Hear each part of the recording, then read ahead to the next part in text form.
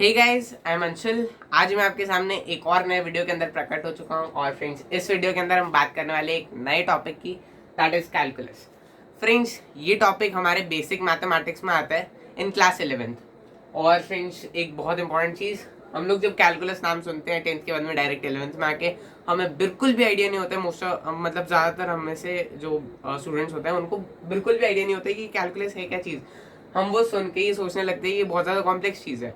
और कई बार जब हम अपने सीनियर्स से बात करते हैं तो सीनियर्स भी ये बताते हैं कि आप इस टॉपिक को कुछ इस तरीके से आते हैं कि आप इस टॉपिक को फर्स्ट टाइम पढ़ो या 10th टाइम पढ़ो, आपको फील जो है वो सेम आने वाला है।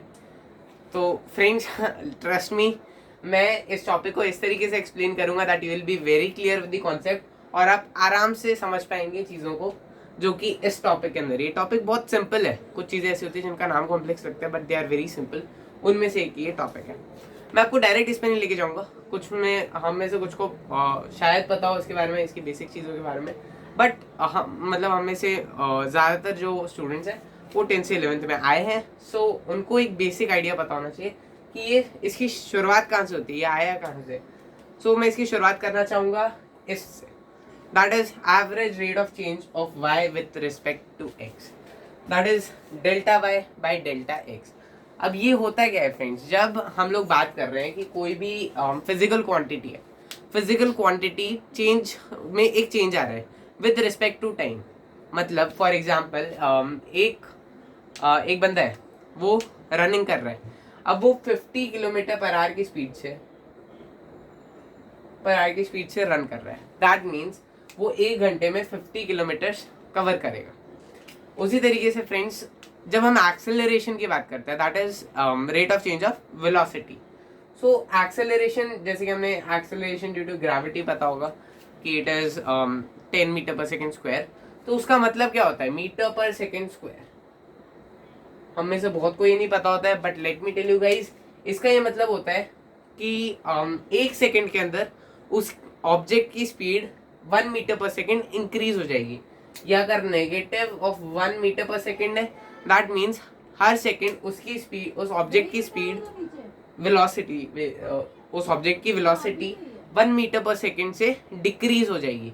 इसका ये मतलब होता है। तो हम इसको इस कॉन्सेप्ट में कहाँ से ला सकते हैं कि average rate of change of y with respect to x. मतलब हम लोग कोई क्वांटिटी है उसका एवरेज देख रहे हैं, जैसे कि हमारी हाइट इंक्रीज होती है over a period of time. अब अगर हमारी हाइट 1 ईयर के अंदर से 10 सेंटीमीटर इंक्रीज हुई है, 10 सेंटीमीटर वैसे बहुत होता है but let us take the example, 10 centimetre increase हुए हैं इन 1 ईयर। सो 1 साल के अंदर हमारी हाइट 10 सेंटीमीटर इंक्रीज हो रही है। तो उसका जब हम एवरेज रेट ऑफ चेंज निकालेंगे ना, तो हम लोग क्या करेंगे, जैसे कि 12 मंथ्स है तो will divided by 12, then days total 365 होते तो विल डिवाइडेड बाय 365, 52 वीक्स होते तो विल डिवाइडेड बाय 52। सो हमारा पर वीक का, पर डे का या पर मंथ का आ जाएगा वैल्यू, मतलब जितनी हमारी इंक्रीज हुई है। बट ऐसा तो नहीं है ना कि हर मंथ हमारी उतनी इंक्रीज हुई है। से अगर हम लोग की 0.5 centimetre height on an average increase हो रही है, तो जरूरी नहीं है कि हर मंथ हमारी हाइट 0.5 सेंटीमीटर इंक्रीज हो रही हो। दैट इज वाई हम लोग एवरेज वाला जो कॉन्सेप्ट है इसको बहुत बार ड्रॉप कर देते हैं, ठीक है। और उसकी जगह पर आता है ये कैलकुलस। सो कैलकुलस का मतलब मीनिंग होता है कि branch of maths that deals with rates of change. मतलब कोई चीज चेंज हो रही है with respect to any other physical quantity, कोई फिजिकल क्वांटिटी में चेंज आ रहा है with respect to any other physical quantity, उसको हम लोग कैलकुलस के अंदर पढ़ते हैं। So average rate of change of y with respect to x, y और एक्स दोनों मतलब अलग अलग फिजिकल क्वांटिटीज है। अब एक्स को टाइम भी ले सकते हैं, बहुत बार एक्स को हम लोग टाइम लेते हैं। So it is denoted as delta y by delta x. ये जो ट्रायंगल है इसको हम ट्रायंगल नहीं बोलेंगे, ट्रायंगल वाई बाई ट्रायंगल है, नो ऐसा नहीं है। और एक और इम्पॉर्टेंट चीज़ कि हम लोग ये ट्रायंगल को कट कर दें, ऐसा भी नहीं होता है कि हम लोग मतलब ऐसा नहीं करते ना 23/21 तो हम 2 को कट कर देते हैं, ऐसा नहीं होता है। इन दी सेम मैनर ये delta y by delta x है, ये दोनों एक साथ में है तभी इनका कुछ मीनिंग है। अदरवाइज हम लोग ट्रायंगल कट नहीं करते हैं और ये ट्रायंगल होता भी नहीं है। ओके, ये इसको हम लोग प्रोनाउंस करते हैं एज डेल्टा। इसका मीनिंग होता है कि डेल्टा वाई जब हमने लिखा है तो इट मीन्स कि y final minus y initial, y की फाइनल वैल्यू माइनस वाई की इनिशियल वैल्यू। हाइट वाला एग्जाम्पल लेते हुए अगर हमारे साल के एंड पे हाइट 12 सेंटीमीटर इंक्रीज हुई है तो हम लोग कैसे निकालेंगे, हमारी हाइट मतलब 172 हो गई है फ्रॉम 150। अब हमने फाइनल वैल्यू ली 172 and minus the initial value जो हमने शुरुआत में ली थी ईयर के फर्स्ट डे पर, सो 150। तो हमारा डिफरेंस जो आएगा वो 12 सेंटीमीटर होगा, राइट।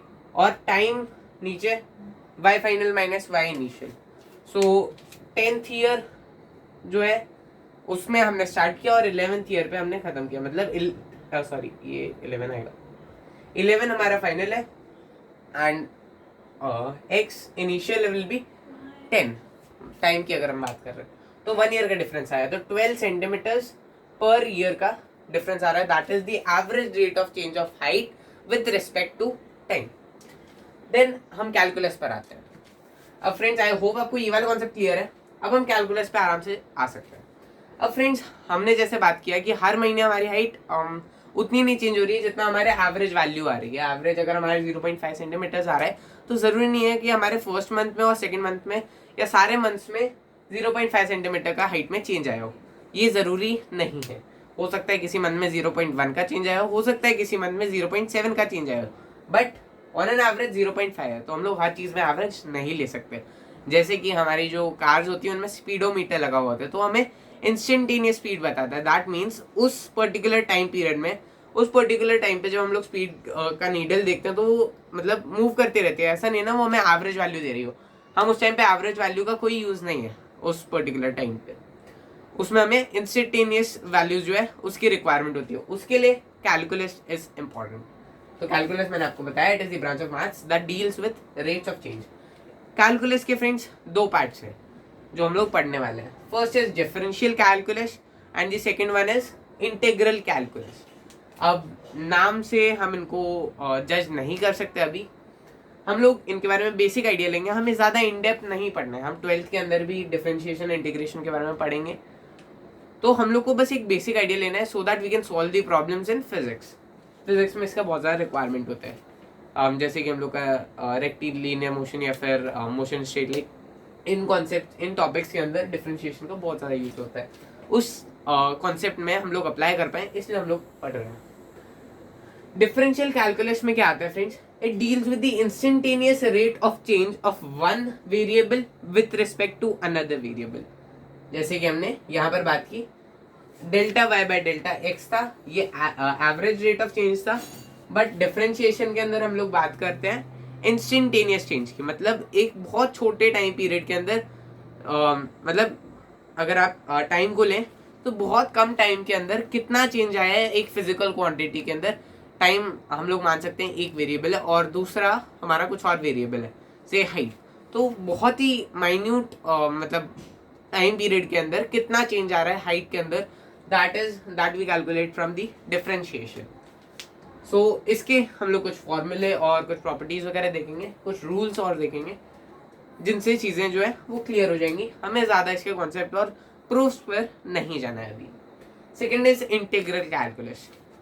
फ्रेंड्स इंटीग्रल कैलकुलस और इंटीग्रेशन इज बेसिकली अपोजिट और the means reverse process of differentiation. हम लोग जो डिफरेंशिएट करते हैं उसी को जब हम रिवर्स कर देते हैं तो उसी में हमारा इंटीग्रल कैलकुलस आता है। अब इंटीग्रल कैलकुलस में भी आगे टाइप्स हैं, वो हम लोग जब इंटीग्रेशन पढ़ रहे होंगे उस टाइम पे will look at those. Now जब हम लोग ने बात की average rate of change of y with respect to x, तो ये एवरेज वाली वैल्यू थी। अब जब हम डिफरेंशिएशन की बात कर रहे हैं so it is derivative of y with respect to x। इसको तीन फॉर्म्स में लिख सकते हैं या उससे भी ज़्यादा, derivative of y with respect to x, या फिर डिफरेंशिएशन ऑफ y, या इसको हम और लिख सकते हैं as instantaneous rate of change of y with respect to x। ये सबका मीनिंग सेम है एंड इसको हम लोग सिंबॉलिकली इस तरीके से लिखते हैं dy बाय dx। फ्रेंड्स ये भी एक नोटेशन है, इसमें आप dd कट नहीं कर सकते, जैसे कि आप 23 और 21 में 2 कट नहीं कर सकते, इसको ध्यान में रखना है। d सिर्फ एक सिंबल है, इसका कोई ऐसे मीनिंग नहीं है, इसको हम लोग डिफरेंशिएशन ऑफ y भी लिख सकते हैं। ये आपका डिफरेंशियल ऑपरेटर है। देन एक इम्पॉर्टेंट नोट जो कि हमें पता होना चाहिए कि डिफरेंशिएशन देता क्या है हमें, ग्राफिकली हमें उससे क्या मिलता है। It gives us the slope of the tangent over the line. Differentiation gives us the slope of the line that is tan theta. हमें पता है जब हम लोग कोई चीज का स्लोप निकालते हैं तो we use the tan theta, where theta is the angle made by the line with the x axis. जैसे कि अगर हमारा कोई ग्राफ है इस तरीके का एंड उसमें ये एक लाइन है, हमें इसका tan थीटा निकालना है, मींस स्लोप निकालना है, तो हम लोग एंगल जो मेजर करते हैं वो with respect to x axis measure करते हैं। ये वाई एक्सिस है and this is x axis.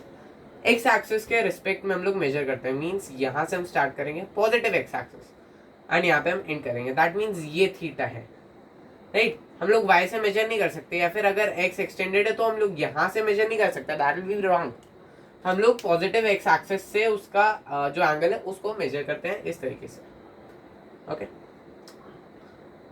तो वाई एक्सिस से जो ये जो एंगल फॉर्म होगा ये 90 माइनस एक्स होगा, ये हमको पता ही है, बहुत बेसिक चीज है। तो हमें याद रखना है डेल थीटा जो है हमेशा मेजर होता है with respect to x axis. ये कुछ बेसिक चीजें थी डिफरेंशिएशन के बारे में। Now let's look at some rules of differentiation.